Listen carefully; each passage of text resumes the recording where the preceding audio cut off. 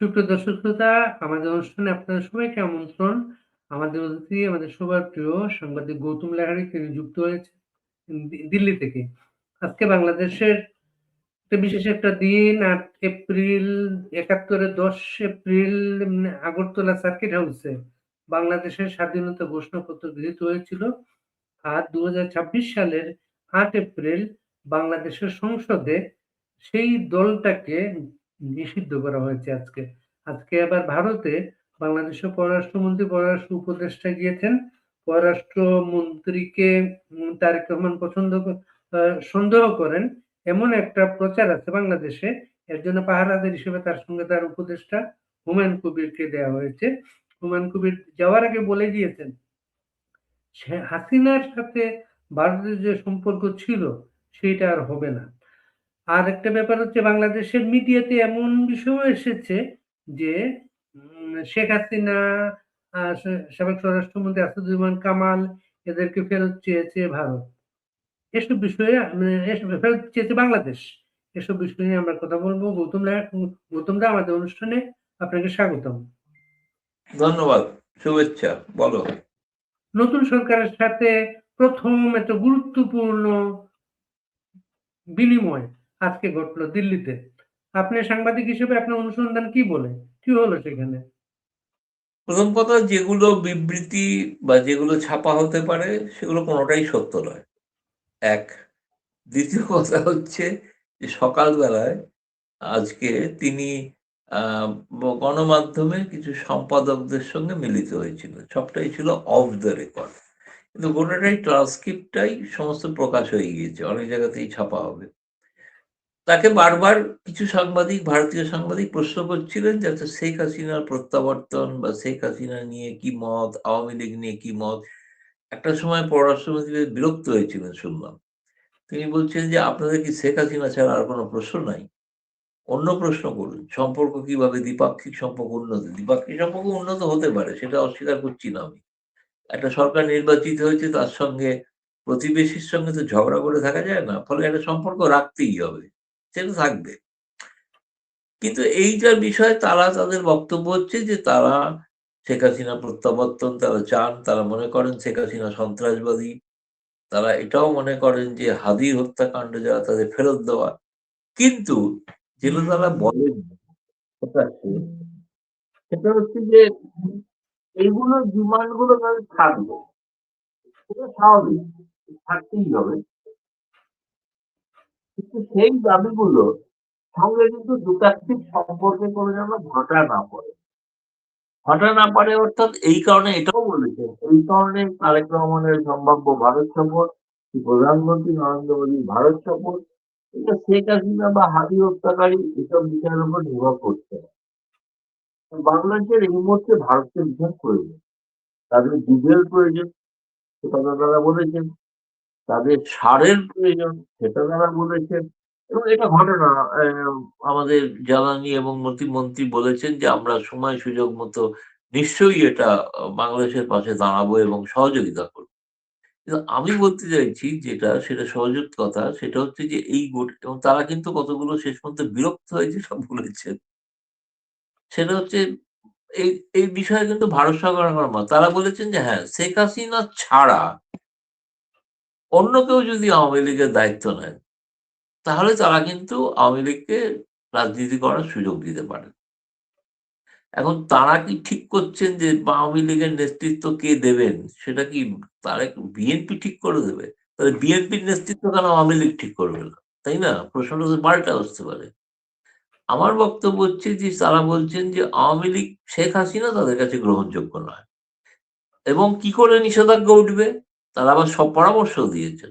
এই পরামর্শটা হচ্ছে যে নিষেধাজ্ঞা উঠতে পারে যদি তারা আদালতে আবেদন করেন এবং সেই আবেদনে যদি তারা বলেন যে সেই আবেদনকারী শেখ হাসিনা হলে হবে না। এই আবেদনকারী অন্য কাউকে হতে হবে, এক্স ওয়াই জেড।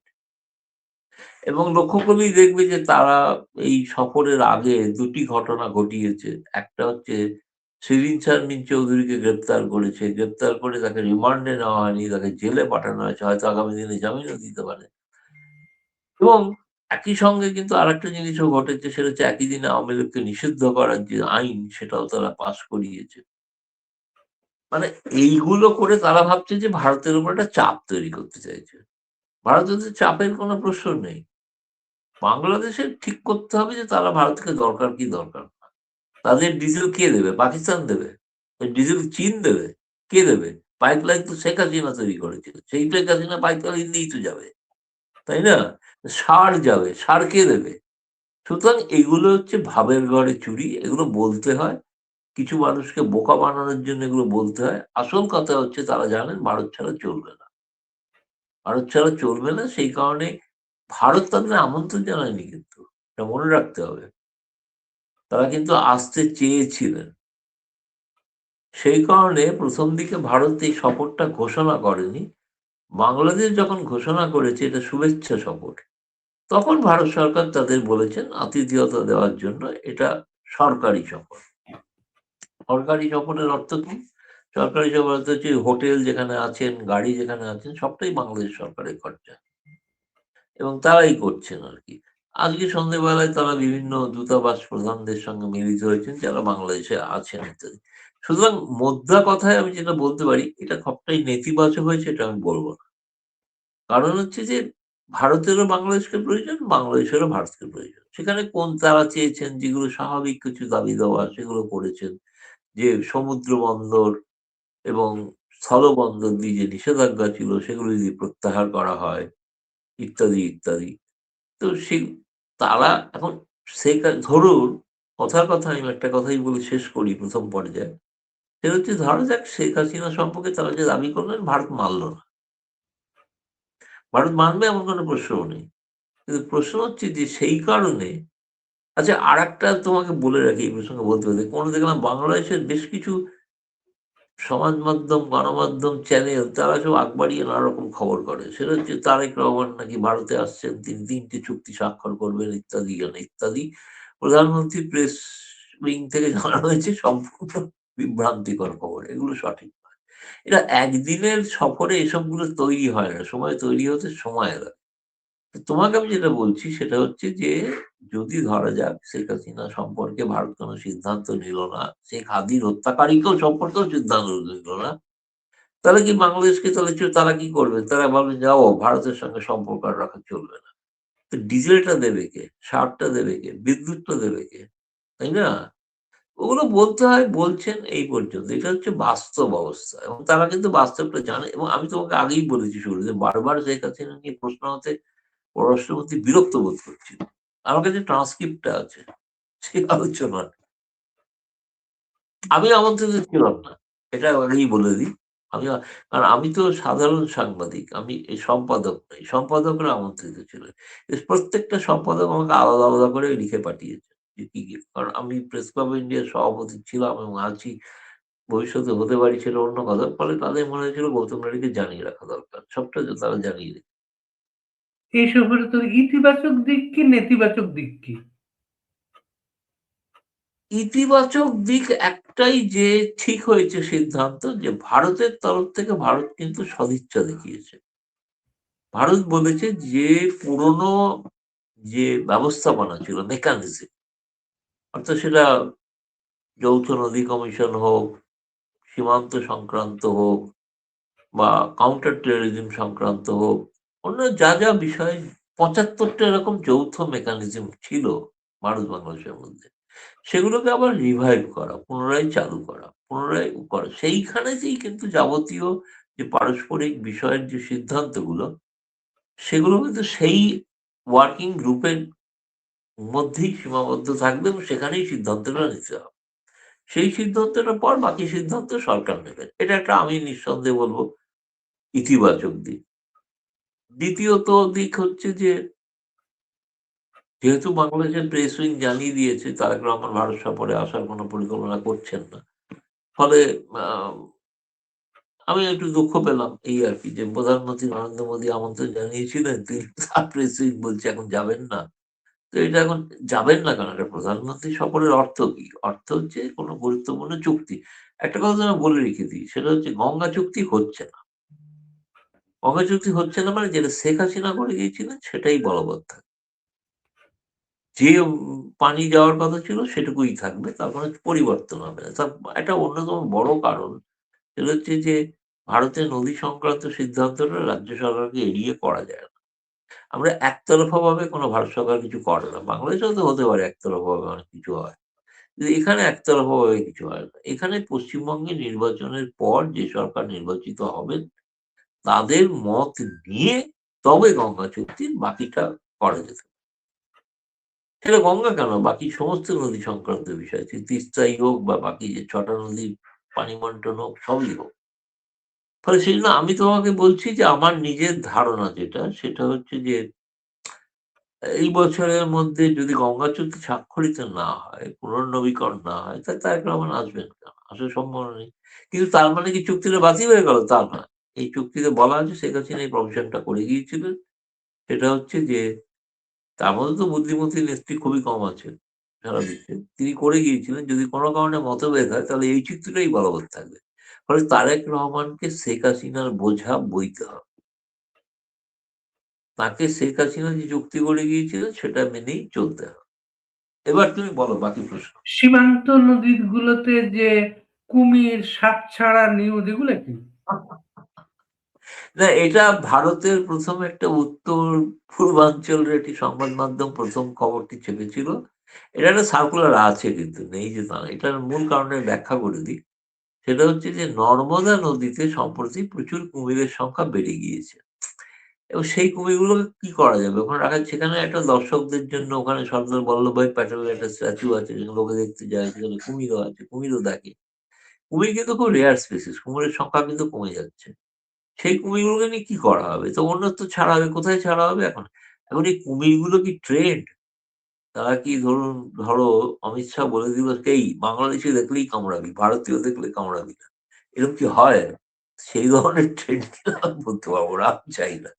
আমি তো মজা করে বলছি ও সাপও নাকি ছাড়া হবে। তো সাপ ছাড়লে বাংলাদেশের উচিত এই মুহূর্তে বেজি ছাড়া উচিত। তাই না? তো বেজিরা সাপকে কামড়াবে। মজাদার, এটা একটা মজাদার খবর। এটার পেছনে কোনো সিরিয়াসলি দেখার কোনো মানে আমি মনে হচ্ছে আমি কুমির যদি ছেড়েও দিই, সে কুমির কি অমিত শাহর কথা অনুসারে চলবে? এটা কি কুমির ব্রিগেড?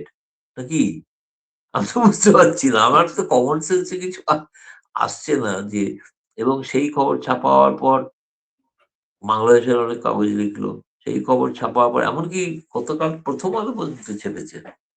আমি 'প্রথম আলোর' সেই সম্পাদক মহাশয়কে জিজ্ঞেস করতে চাই, আপনি যে ছেপেছে সেই সাংবাদিককে জিজ্ঞেস করেছি, "এই কুমির কি ট্রেন্ড? মানে তিনি কি কেবলমাত্র ভারত সরকারের কথা শুনেই চলবে এই কুমির? বাংলাদেশের কথা শুনলে চলবে না? বাংলাদেশ দেখলেই কামড়ে দেবে, আর ভারত দেখলে কামড়াবে না। ভারতকে বলবে, না ঠিক আছে এ ভারতীয়, একে কামড়ানো উচিত না।" এইরকম কুমির ট্রেন্ড হয়েছে? তো ভাবা যায় না। খুবই অস্বাভাবিক। 'প্রথম আলোর' মতো কাগজ ছেপে দিয়েছে দেখে আমার তো খুব খারাপ লাগলো আরকি যে সাংবাদিকতার মান কোথায়? ভারতে তো নামলেই নামলো, কিন্তু বাংলাদেশেই কোথায় নামলো? তাই না? এই হ্যাঁ, বলো। পররাষ্ট্র উপদেষ্টা যাবার আগে বলে গিয়েছেন যে হাসিনার মতো সম্পর্ক হবে না। আরো একটা বা বা মা আ প প না, প্রশ্ন না, আমি কিন্তু তো করা বললাম আছে গঙ্গা চুক্তি তো হাসিনার মতোই হয়। ভারতের সাথে চোখে চোখ রেখে কথা বলা হবে। এগুলা চোখে কি চোখ, মনে মন সবই রেখে কথা বলুক না। সেগুলো বলার জন্য বলছে, ঠিক আছে, একটু মেনে নাও না। কি অসুবিধা কি আছে? চোখে চোখ রেখে কথা, কেউ চোখে চোখ রেখে কথা না বললে কি এসে গেল? কিন্তু হাসিনা চুক্তি করার জলচুক্তিটাই মানতে হবে তো। তার তো পরিবর্তন হচ্ছে না। এই চুক্তির মেয়াদ কবে শেষ হবে এটা? এটা ডিসেম্বরে শেষ হবে। ডিসেম্বরে শেষ হবে। কিন্তু তার মানে সে যদি চুক্তি যদি পুনর্নবীকরণ না হয়, পুরনো চুক্তিটাই বহাল থাকে। আরেকটা ব্যাপার হচ্ছে আপনি ইতিবাচক দিকগুলো বললেন। সফরের নেতিবাচক দিকটা কি আপনাদের চোখে? না, নেতিবাচক দিক বলতে সেই অর্থে ১ম একটা সফর, সেটা খুব অর্থে যে নেতিবাচক কোনো কারণে মতানৈক্য হয়েছে, মতবিরোধ হয়েছে, এরকম হয়তো কিছু নয়। কিন্তু নির্ভর করছে সবটাই তো একে অপরকে কিভাবে দেখছেন তার উপরে না? ভারত সরকারের যে উদ্বেগের বিষয়গুলো আছে, সেই বিষয়গুলো সম্পর্কে তারা অনেক কিছু বলেছেন, কিন্তু সেটাতে এটাও বলেছেন যে আইএসআই এর সঙ্গে সম্পর্কটাকে ভারত যেন ভালো করে না দেয়। এরকম গুরুত্ব দিয়ে যেন না দেখে। আমরা এমন কিছু আইএসআই এর সঙ্গে কাজ করব না যেটা ভারত বিরোধী হয়। এটাও বলেছেন তারা। ওই সম্পাদকদের বলেছে। এবং চীনের সঙ্গে সম্পর্কটা সম্পর্কে একই কথা বলছি। এটা ধারাবাহিকতা বজায় রাখার জন্য যে সম্পর্ক, সেটাই থাকবে। কারণ শেখ হাসিনার সময় তো চীন থেকে তো শেখ হাসিনাও তো সমরাস্ত্র সংগ্রহ করেছে। তাই না? সেটা যেরকম আছে চুক্তি সেরকমই চলবে। আমি সেই অর্থে বলতে গেলে আজকে ১ম দিনের সফরে খুব নেতিবাচক কিছু ঘটেছে এরকম বলতে চাই না। মানে যেটা বাংলাদেশ নিজেই বলতে চাইছে না খুব জোর করে যে শেখ হাসিনা, হাদি এগুলো বলতে হয় বলছি। এগুলোকে নিয়ে কেন আপনারা মাথা ঘামাচ্ছেন বেশি? আপনারা অন্য জিনিসে মাথা ঘামান। এই সাংবাদিকদের বলছেন আপনাদের এটা ছাড়া কোনো প্রশ্ন নেই। আপনারা কেবল শেখ হাসিনা আর ওই হাদি দিয়ে আটকে আছেন। হাদির প্রশ্নটা হয়নি, হাদিটা ওরা বলেছেন। কিন্তু এগুলো কোনটাই ঘটবে না। একটা জিনিস বাংলাদেশ জানে, বুঝেছে শেখ হাসিনা প্রত্যাবর্তন হবে না। হাদি হত্যাকারী বলে তথাকথিত হত্যাকারী, এরা হত্যাকারী কেন প্রমাণিত নয়। তাদেরও চট করে কাল পরশুর মধ্যে ফিরিয়ে দেওয়া হচ্ছে এমনও কিছু। শেখ হাসিনার প্রত্যাবর্তন, এই যে আপনি বললেন যে সম্পাদকদের মিটিং এ এই বিষয়টা উম বারবার সম্পাদকরা জিজ্ঞেস করছিলেন। এই যে একান্ত বৈঠকে এটা কি উঠতে পারে? কোন ধারণা আছে এটা? উঠতে পারে বলতে অজিত দোভালের সঙ্গে বৈঠক হয়তো এই প্রশ্নগুলো আসতে পারে যে কি করে আওয়ামী লীগকে ফেরানো যায়। তারা এটা বলছেন হয়তো যে তারা কিছুতেই শেখ হাসিনাকে তো অ্যাকসেপ্ট করতে পারছেন না তারা। কিন্তু এটা তো শেখ হাসিনার দল আওয়ামী লীগ, তাই না? এটা তো শেখ হাসিনা সিদ্ধান্ত নেবেন। তিনি তার দলকে কিভাবে করবেন। অন্য কেউ থার্ড পার্টি বলে দিচ্ছে সে অনুযায়ী হবে, এটা তো হওয়া সম্ভব নয়। তিনি এখানে আছেন, থাকছেন, তিনি তার মতো দল চালাবেন, তার মতো তিনি কবে কি করবেন সেটা তাঁর সিদ্ধান্ত। সেটা তারেক রহমান চাইছেন কি ভারত সরকার চাইছে? আমি যদি বলি ভারত সরকারও চাইছে। তাতেও শেখ হাসিনার তো মানার কোনো প্রয়োজন নেই। সেটা শেখ হাসিনা সিদ্ধান্ত নেবেন। তিনি দল কিভাবে চালাবেন। বাংলাদেশের মানব জমিন নামে একটা পত্রিকা একটা রিপোর্ট করেছে ইউনূস আমলে শেখ হাসিনাকে কাতার নিয়ে যাওয়ার একটা আলোচনা হচ্ছিল, শেখ হাসিনা রাজি হন নাই। এটার কোনো সত্যতা আছে?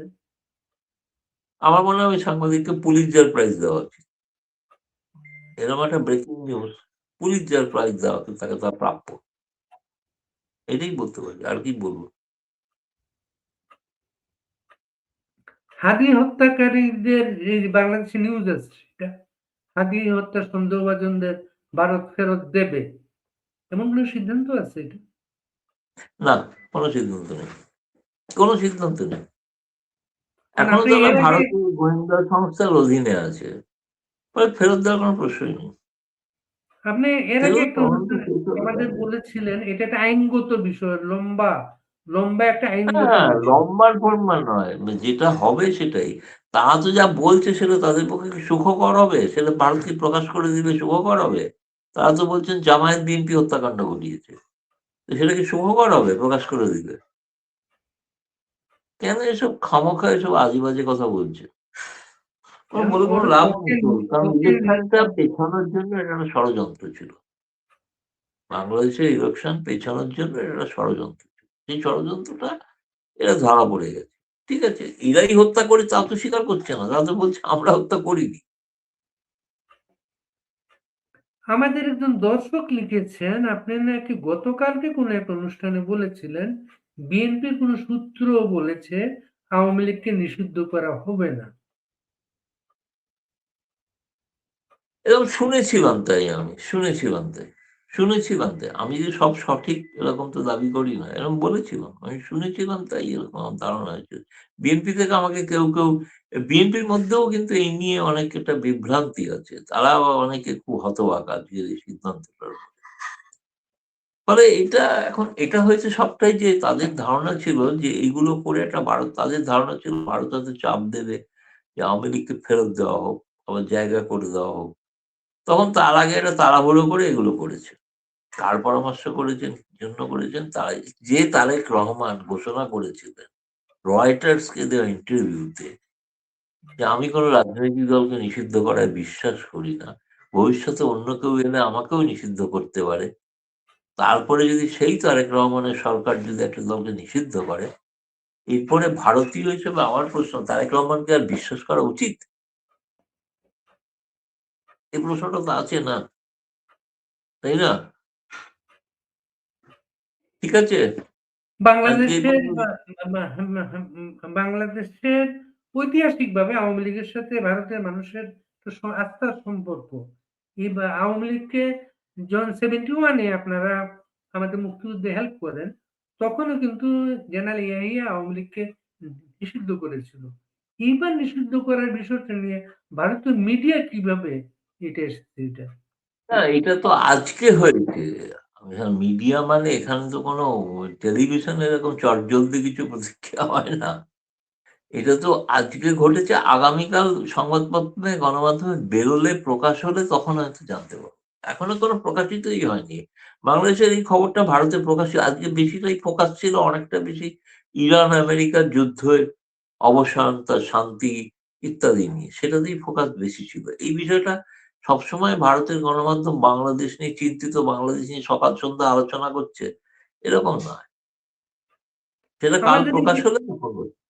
আমাদের অনুষ্ঠানে আজকে বাংলাদেশের সাবেক পররাষ্ট্রমন্ত্রী প্রফেসর মোমেন বলেছেন, তার ধারণা শিরীন শারমিন চৌধুরীর মতো একজন স্বচ্ছ ইমেজের রাজনীতিক ভবিষ্যতে আওয়ামী লীগে গুরুত্বপূর্ণ হয়ে উঠতে পারেন।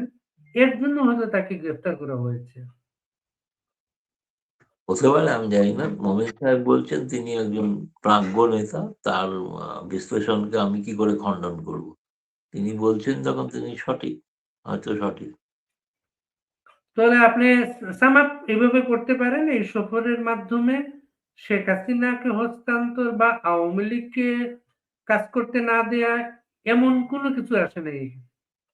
না, এমন কোনো বিষয় না। মূল ফোকাসটা ছিল কি করে বাংলাদেশের বর্তমান আর্থিক সংকট দূরীকরণে ভারত সাহায্য করতে পারে।